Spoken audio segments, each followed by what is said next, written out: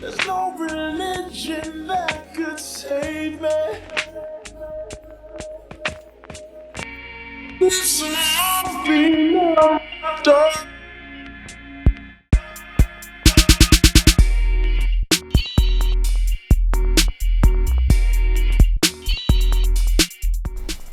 What's going on, everybody? It's Vanglorious, and I'm here again to grace you with a good video. This one's gonna be a nice topic in particular, and this is for all my people who want to get into sneakers but really not sure how to do it, or maybe just shed some light on the sneaker world before you do jump into it. So stay tuned, coming at you right now. So picture this. You see these on somebody's feet when you're walking outside and you're like, damn, where did they get those? I've never seen that combination of colors.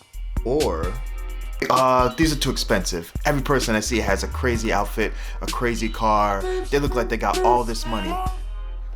I'm not balling like that. I can't buy that shoe. That's for ballers. I got a tip for you. It's gonna help you out a lot. So I've been collecting sneakers for a good amount of time, I would say. But I think the more important thing is that I started in high school and I kind of stopped at the tail end of college because I really didn't care for sneakers too much, and I kind of lost my love for sneakers. And then I would say I had a resurgence about a few months ago. So I'm not exactly a new jack at all. I was collecting Nike SB Dunks, SB Blazers. That was my thing. So I know a lot about that scene. But now I'm collecting Yeezys and Adidas Silvercrafts, so that's primarily what I'm into. I'd like to get into different models of Yeezys and even into Jordans, because I do own a pair of Jordans that have some childhood memories attached to them.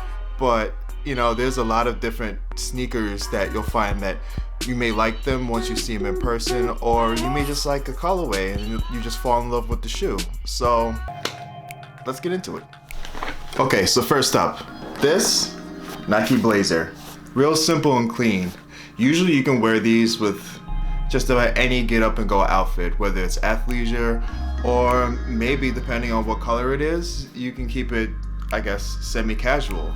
These, it's got like a pebble leather. This is like a obsidian, which is like a navy blue, and I just threw some red laces on there. They came with white laces. I've had these for more than 10 years.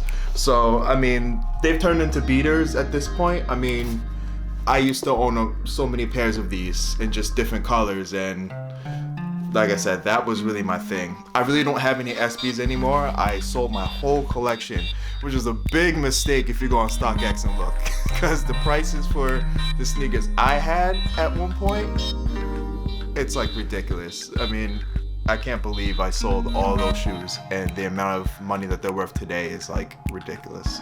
Anyway, so those are your Nike Blazers. So you may find that you've seen a bunch of Jordans or people wearing Jordans. There's a multitude of different Jordans available. And the good thing is, just about every month you have an opportunity to pay retail for a pair of Jordans. And typically you'll find that it's anywhere from, I guess, the higher hundreds to maybe the high 200s, depending on what color it is and what model.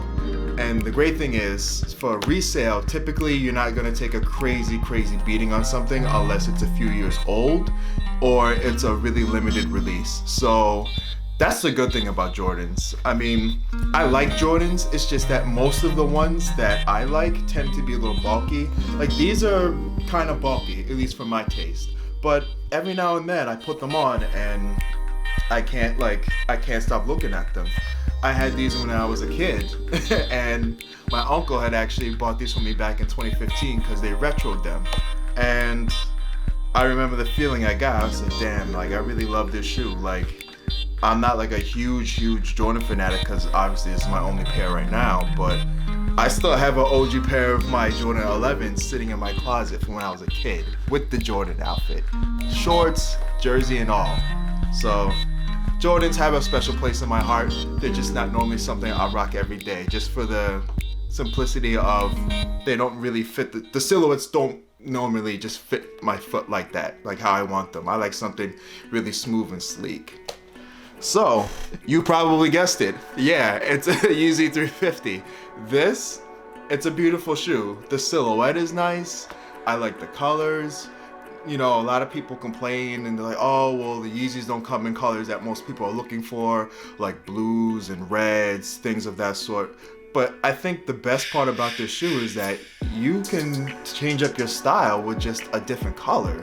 Like, these are more sought after because it's black and white. You can't go wrong with black and white. That's why these are so expensive on resale. But there's so many other different colors to choose from now that aren't your usual colors that if you style them right, it's gonna break somebody's neck because they're gonna look at them. I can't tell you how many pairs of Yeezys I have that I've broken people's necks because the colors aren't traditional of what most people will wear, but if you style it right or if your outfit's on point, you're gonna break some necks. It's real easy. It's a simple color. Can't go wrong. Can't go wrong. So now you're wondering, okay, I found the shoe that I want to collect or get into. So how am I supposed to get it if I can't find it in the store? 1 and 2. These are what I use. I use GOAT and StockX. More so GOAT now, and I'll get into that in another video because I feel like it deserves more of an explanation instead of something very quick. But yeah, those are the two websites that I would use, GOAT.com and StockX.com. The cool thing about StockX is that it's kind of like a stock market where you can see the value of something. So if you have a particular shoe, like let's say the Zebras, the 350 V2 Zebras, these on a great day, dead stock, because they only sell dead stock shoes, meaning brand new, not worn. These you can probably catch for $350, and that's just a ballpark price. I'm a size 12, so that's how much they sell for my size. Depending on what size you are, the smaller the size, a little bit more expensive things are gonna get. Once you start getting into the more, I wouldn't say, not designer, but like Yeezys are normally expensive in smaller sizes. They call them bay sizes, like, you know, for your girl. Usually ladies have smaller feet, so anything from like 4 to like 7, 7.5, it's gonna be a little pricey. But you just never know.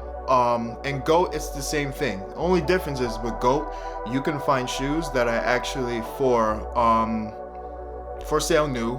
They're also very near dead stock, or they're just straight up used. So depending on what you want to go for, you can actually find the shoe that you're looking for the price that you're looking for.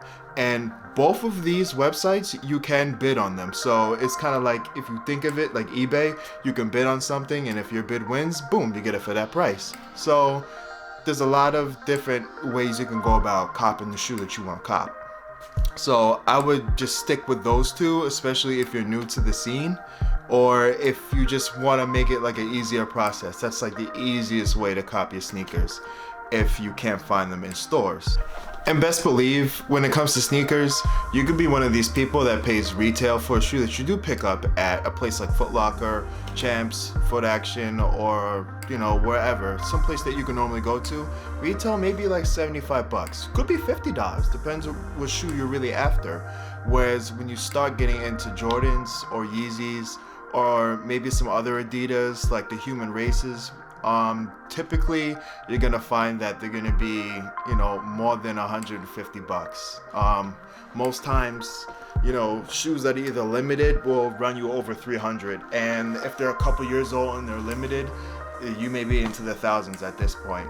You even have some collaborations like Off-White, where they collab with Nike, and their shoes go for almost $1,000, $1,200. The Cactus Jacks, with the Travis Scott collab with Nike, same thing, like $1,200.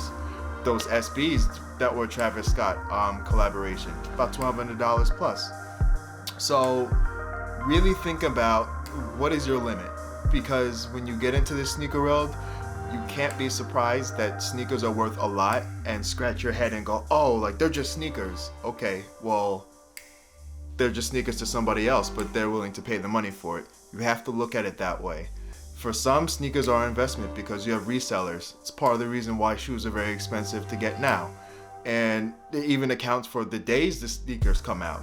A lot of times, let's say you do find a shoe that you want and you go, oh, okay, oh, I actually have to camp out for this shoe? Oh, I have to show up at this store at 7 o'clock? I have to get a raffle just to be able to buy them? It's because it's limited, and a lot of resellers, they'll buy 5 to 10 pairs, sometimes even 20, and they will resell them because they know there's a profit. People are still buying shoes.